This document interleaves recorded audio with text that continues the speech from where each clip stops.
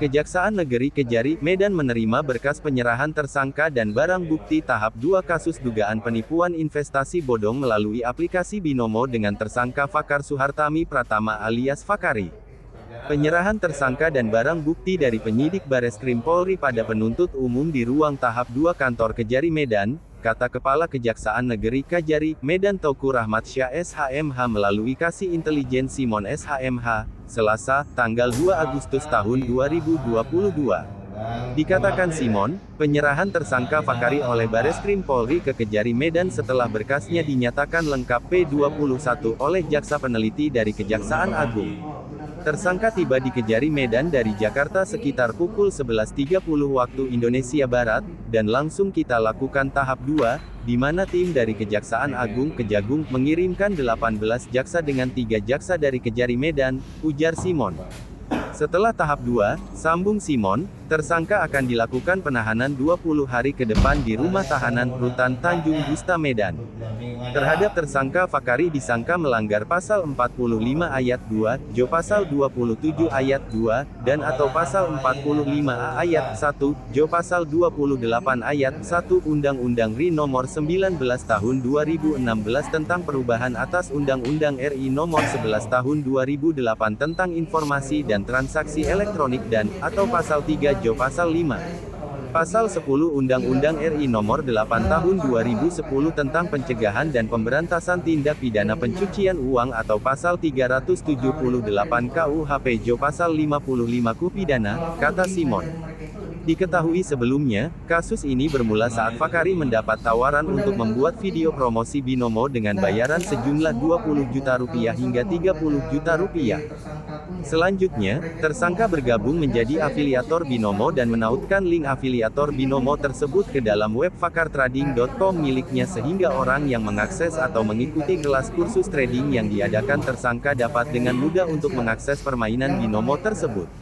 Tersangka juga membuat konten video dan audio yang diunggah oleh tersangka di media sosial YouTube, Instagram dan grup Telegram Fakar Trading Binomo miliknya. Sebelumnya dalam kasus ini, polisi juga menjerat Indra Kesuma atau Indra Kents. Tersangka kasus investasi bodong aplikasi Binomo itu terancam hukuman penjara selama 20 tahun. Berkas perkara Indra Kents sendiri telah dilimpahkan ke Kejaksaan Negeri Kejari Tangerang Selatan. Dari kasus ini, kerugian korban investasi bodong ditaksir Rp100 miliar, terdiri dari 25 korban merugi Rp54,6 miliar dan 119 korban merugi Rp46,6 miliar.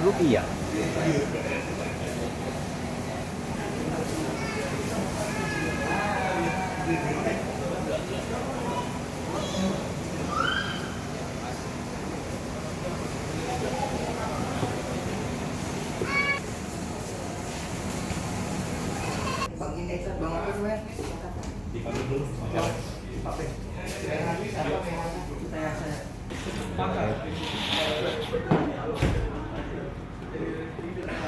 Udah puasa? Ketemu hari ini. Ini karena belum puasa belum bisa tangan ya, tapi kami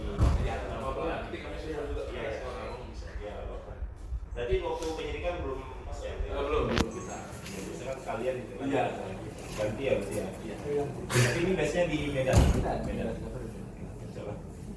Ya, coba.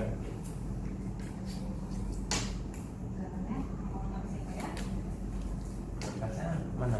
Ini berkasnya.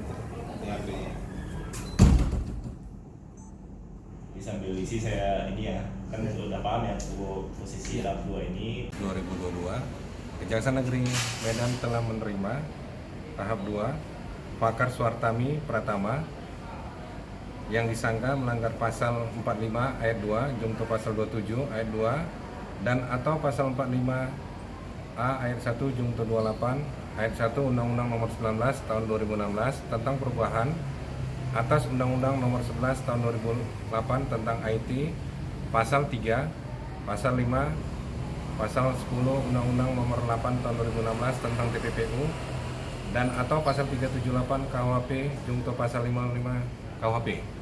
Jam berapa tibanya tersangka ini Bang di Medan? Bisa dijelaskan Bang? Tersangka tiba di Medan dari Jakarta ke Kejari Medan itu pada pukul 11.30 dan langsung kita lakukan tahap 2 di mana tim dari Kejaksaan Agung mengirimkan 18 jaksa dibantu dengan 3 jaksa dari Kejari Medan dan akan dilakukan penahanan 20 hari ke depannya ke Rutan Tanjung Pusta.